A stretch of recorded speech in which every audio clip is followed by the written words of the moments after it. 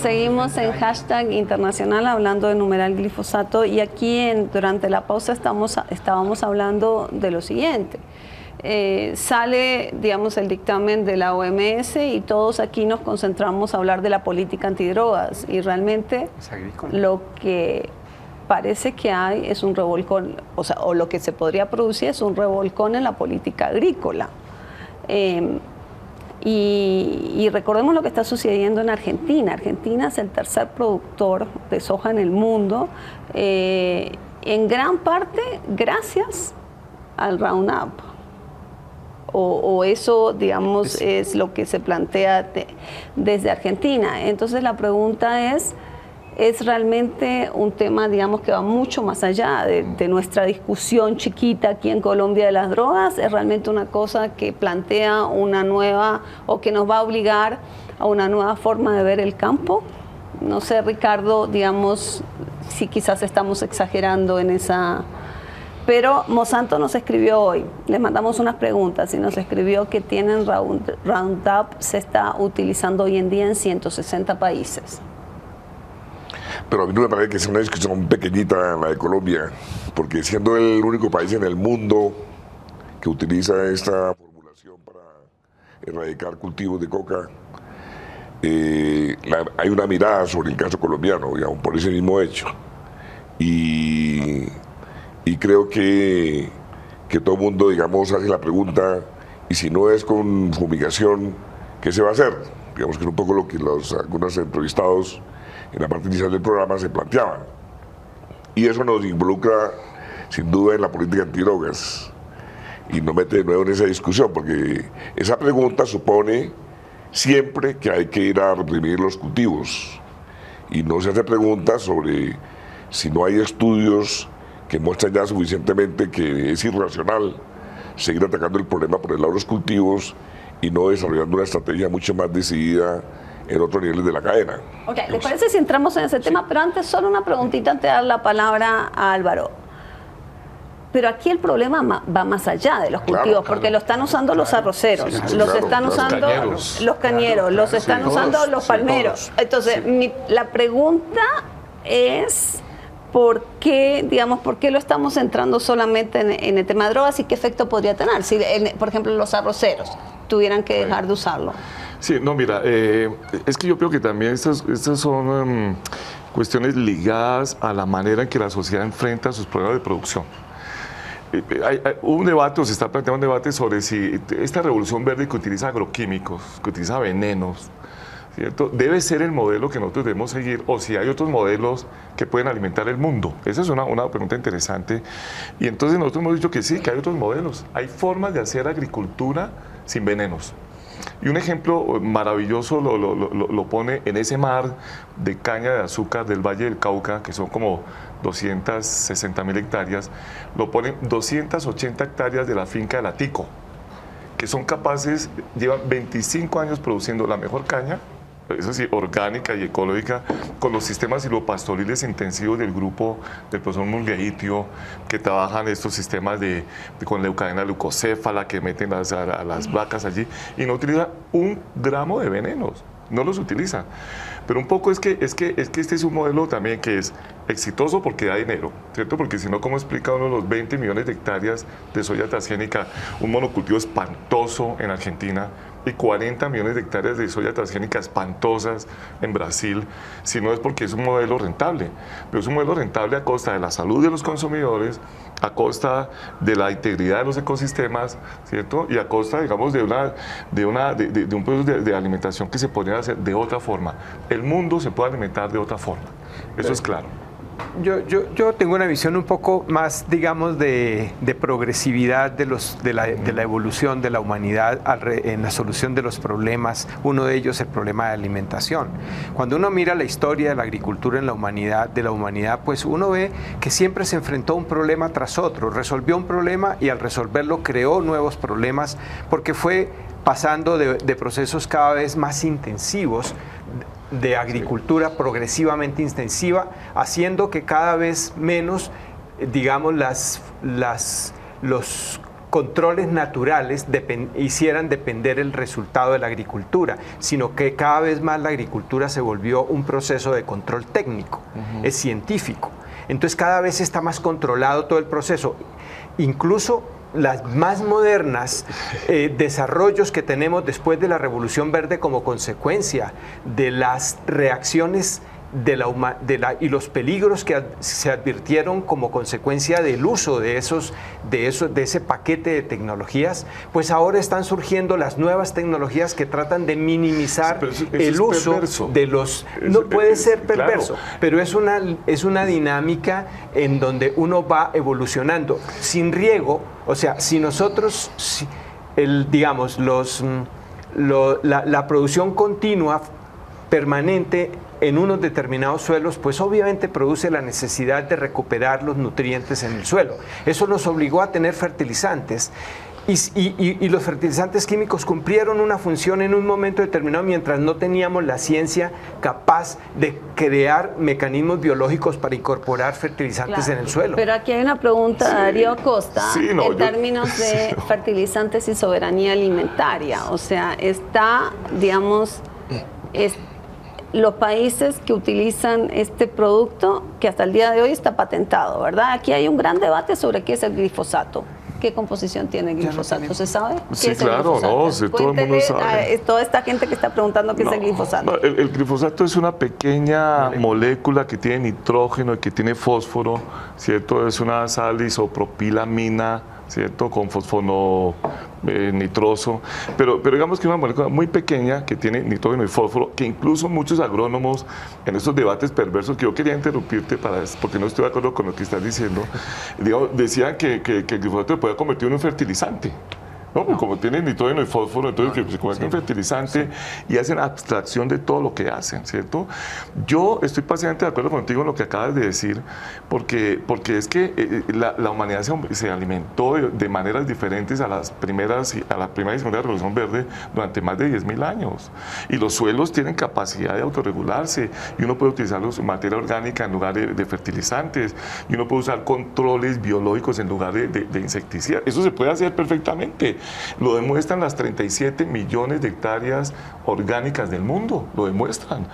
Otra cosa es que, digamos, el privilegio del dinero, de la acumulación de capital, digamos, de las cuestiones injustas, ¿cierto? Hayan privilegiado este modelo y este modelo va adelante. Y me imagino, y este es un golpe muy, muy interesante porque sí, el glifosato lo utilizan la mayor parte de las explotaciones agropecuarias del mundo.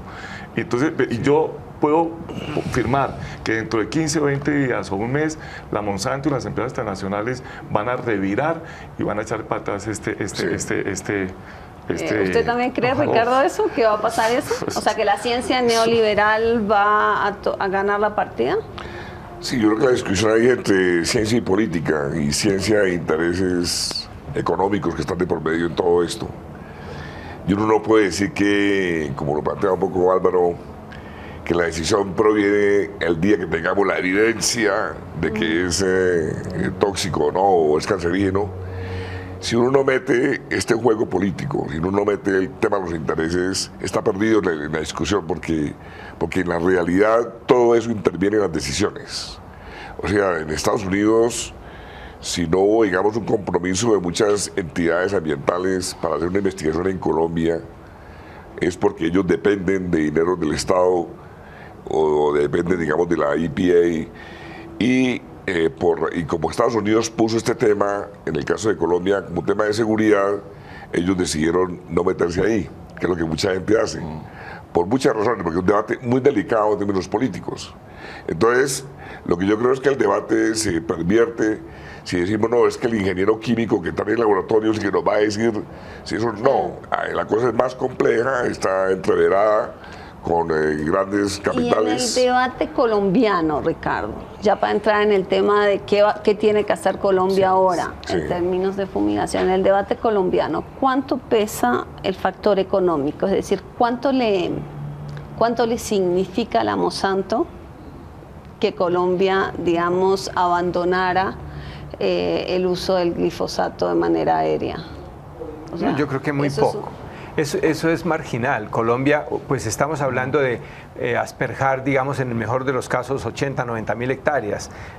En solo mercado de Argentina son 20 millones en un solo cultivo y en Brasil son 40 millones en un solo cultivo. O sea, son cientos de millones, miles de millones más bien de hectáreas que son realmente el mercado grande de Monsanto. Cuando alguien dice que es que Monsanto va a quebrarse porque vamos a dejar de fumigar la coca y el interés de ellos es eso, yo creo que ese es un ingreso marginal que tienen, pero sí es muy importante. No lo veo convencido a Ricardo.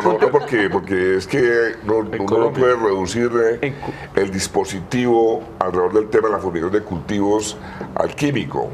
Es que el dispositivo lleva helicópteros, lleva avionetas de seguridad, lleva un personal que es contratado, lleva, digamos, todo un movimiento de capital que gira alrededor de la protección para esto. Entonces, si uno lo saca de ahí, también pierde la visión de que el problema es mucho más complejo que sí, esto. pero eso vale 100 millones de dólares al año en el mejor contexto. Y tampoco son 80 mil hectáreas. O sea, en Colombia, ojalá se fumigara el área que hay de coca. En Colombia se hace hasta 3 veces la fumigación y llevamos por eso el equivalente a 2 millones de hectáreas de cultivos de coca. Entonces tampoco es así de que hay una fumigación dirigida, reducida al hectareaje. Se repasa, se insiste año tras año y ya llevamos un récord de 2 millones de hectáreas fumigadas. Pero en 13 años. En 13 años. Sí, claro, en 13 ¿De qué años. manera? ¿No? Sí, pero todavía nos quedan cuántos años más, porque estamos en aumento, vamos para aumento. El año pasado 54 mil hectáreas, ese aumento frente al 2013. Sí. O sea, parece que quizás no sea lo que va a mantener a la Monsanto rica, pero sí tiene como un negocio asegurado. Permanente. Pero es un negocio que yo creo que ahí no está el problema. El problema no está en el tema de cuánto deja de ganar o cuánto está ganando en términos de todo su portafolio de negocios. Creo que ese no es el gran problema. Para mí sí es un problema muy importante. O sea, cómo lidiar con el problema que tenemos.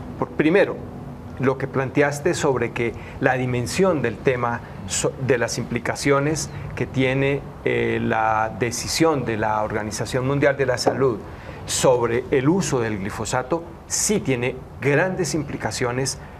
No es para el problema de coca solamente, esto es el problema igualmente marginal. El gran problema es de la agricultura mundial. Sí. Ahí es donde, porque la molécula es la que supuestamente está siendo identificada como probable daño en la salud. Si la molécula es la que produce, pues igual daño lo produce en el Cauca o en el Tolima o donde quiera que se utilice. Y ahí hay un problema entonces que tenemos que ver cómo conciliamos la política de salud con la política agrícola que lo planteaste en términos de la tecnología y el desarrollo tecnológico de la agricultura. Pero como esto es un problema inmediato, si dejamos de usar herbicidas de Roundup, de pronto de momento que dicen no es posible desde mañana usarlo, ¿qué pasa con la agricultura? Una crisis alimentaria mundial de grandes proporciones. Si dejamos de fumigar, ¿qué pasaría, Ricardo? Si dejamos de fumigar. ¿En el contexto de qué? De los... Pues, porque aquí planteamos, en términos agrícolas, Álvaro plantea es que hay una crisis alimentaria porque... Digamos, hay cultivos que dependen de esto. Pero nosotros tenemos aquí el debate. Centrémonos ahora en el debate de drogas. Entonces, frente al debate de drogas, ¿qué significa para la política de drogas? ¿Cuál es la alternativa? Sí, es que ahí hay varias aristas, ¿no?, en ese debate. Pues uno puede ser una discusión alrededor de una estrategia que centra sus esfuerzos en contener la oferta a través de una intensidad en la fumigación, en la erradicación de la coca, donde por razones de la guerra se argumenta que las condiciones de seguridad, como lo decía el ministro de Defensa, hace necesario que sea a través de la fumigación. O sea, es arma de guerra, en ese sentido. Y la otra perspectiva es decir que el problema no está ahí, ¿no? Digamos, y para mí el problema no está ahí. El problema tiene que ver con más preguntas de fondo sobre la política misma. Y porque eso sería como seguir pensando en la necesidad de hacer más de lo mismo de otra manera, pero el resultado es igual, que para mí es el fracaso de la estrategia. y no se da el paso adelante de empezar a poner otros elementos de la discusión que, en mi modo de ver, algunos plantean que se haga un énfasis sobre la fuerza en la parte, digamos, de tráfico, en la interdicción, en todo esto, y yo inclusive pienso que ahí tampoco está la solución del asunto, y lo que hay que discutir acá es más un replanteamiento más de fondo a través de la propuesta de regulación de las drogas, que eso sí le daría una salida, más que seguir discutiendo en el tema de qué hacer, porque hay que seguir fumigando las zonas de producción. Ok, nos vamos a una segunda pausa y ya volvemos con más de Numeral Glifosato.